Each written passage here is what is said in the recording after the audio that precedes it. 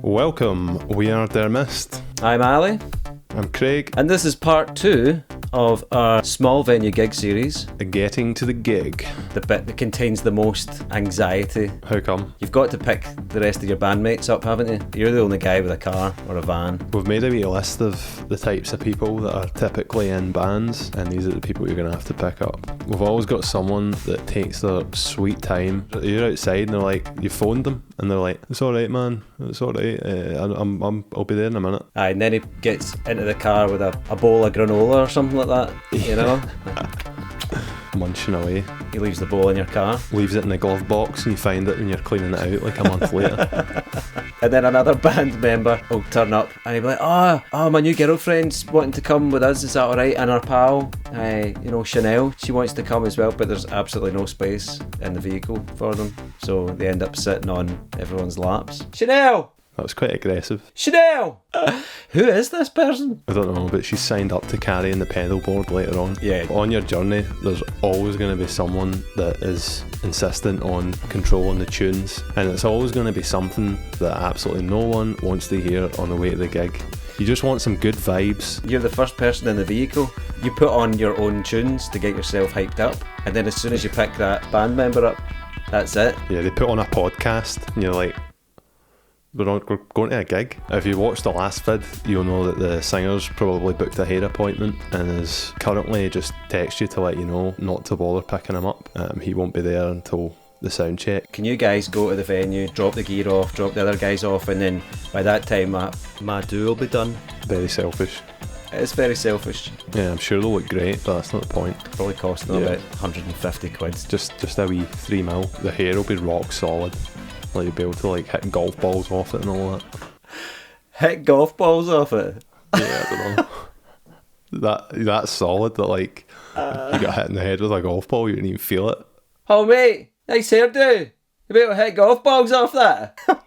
This is also the point which you find somebody's stolen your capo or your jack lead or your spare set of guitar strings, and you've got to make that trip to the shop.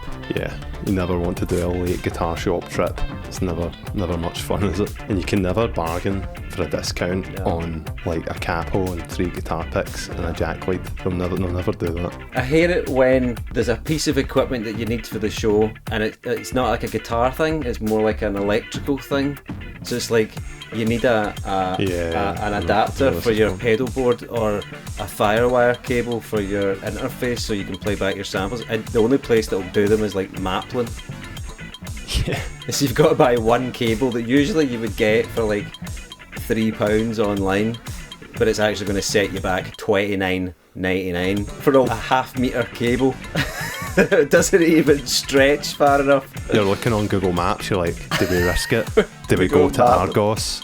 Do we go to Curry's? That sometimes you might not even notice that until you're doing your sound check or something like that. That is our last dash, yeah. This is also at the point where your drummer has got to find a convenience store to buy his drum light tobacco. It's got to be drum tobacco for the drummer, hasn't it? They'll be rolling one up in the back of the car as you're driving on, and they'll be like, have you got a lighter?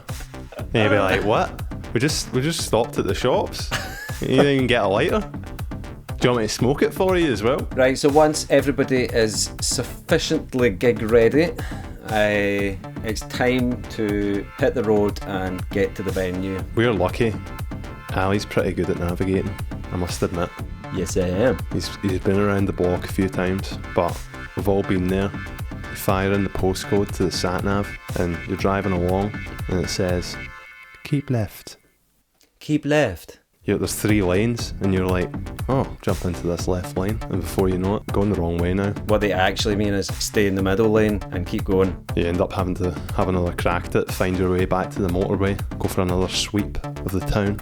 But it's totally rush hour at this point in time, isn't it? So it's going to take you at least a good another 20 minutes to do a full circle again. Only to find out that they've now shut the main road and turned it into a pedestrianised area. Oh yeah, that happened to us once, didn't it? You're approaching the venue and you're now faced with the decision: do you unload at the venue, or do you risk finding a space nearby, and then lug all the gear halfway across the town. It's a tricky one, isn't it? Because if you park right outside the venue, it's a bit of a sketch because you're going to be double parked. Cars are going to be beating their horn, driving past you. Somebody's got to stay with the vehicle. Someone has to do that regardless. Unless the venue has dedicated parking, which is very rare. No chance. Absolutely no chance. You'll probably end up parking miles away, carrying all the gear, and then by the time you get back to the venue, there'll be a space right outside the venue. The other thing about doing the drop-off outside the venue is that you're more than likely going to be approached by a local vagabond who is inevitably going to ask you a series of questions, usually starting with, "Alright, are you guys in a band, eh?" It's a very Glasgow specific one, that. You go, yeah, we're in a band. And you go, what's your band called? And you're like, we're called Thermist. Alright, man, have you been on the radio, like? You're like, no. My mate's in a band. At which point you're frantically adding up the total value of all your equipment together and wondering how much if they were to steal it all. Or maybe you're just considering getting out and giving them a wee tune, do you know what I mean? Just to keep them happy. 500 miles, do you know Wonderwall? I'll try and get to that gig, guy. I'll come along and listen to these. Yeah, there's always promises. Remember that time we met a stag do, and the guy was like, I'll come along to your gig, I'll bring all my pals. Oh, yeah, that's brilliant. Right. We gave him like 15 of our 40 tickets. He turned up, didn't he? He showed up. Yeah, he actually turned up. He showed up, he was absolutely steaming. The conversation usually ends in a, "Hey, any of you's got a fag?" You've got to carry your gear. They're usually pretty heavy amplifiers and guitars. Somebody's got to keep watch of the vehicle. You usually end up getting stuck with the two largest speaker cabinets and a guitar and like the bass player's girlfriend's mate, Chanel. She usually gets to carry like the pedal board or something. I'll get the capo for you. Give us your pedal board, I'll carry that. Actually, can you just carry this 4x10? Yeah, the real challenge is when you're carrying your stuff across, maintaining your perfectly combed and styled hair whilst carrying all this stuff. You can feel the sweat dripping down, but you're fighting it. You're almost trying to close your pores as if that's a muscle that you can actually use. That would be some superpower, wouldn't it? What, not being able to sweat? What's your superpower? I can withhold sweat. Yeah, I've got sweat muscles that I just can close. Just close my pores. I can close my pores. That would be like a pure stealth superhero power.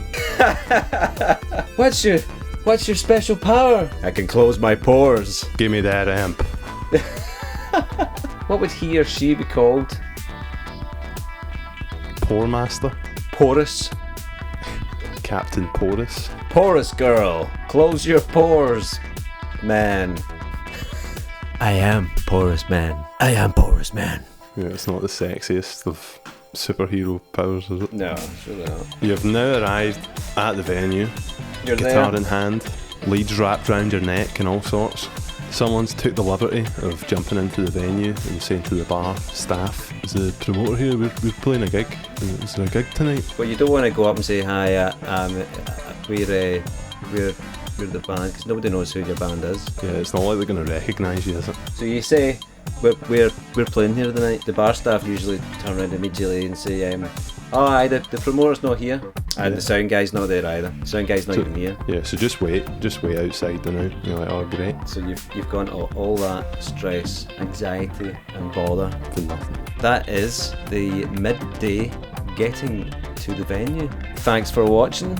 Check out our other videos. Comment, like, subscribe. If you've got any journey to the gig stories, be good to hear them. We have been Dermist. See ya! Bye! Cut. Bang,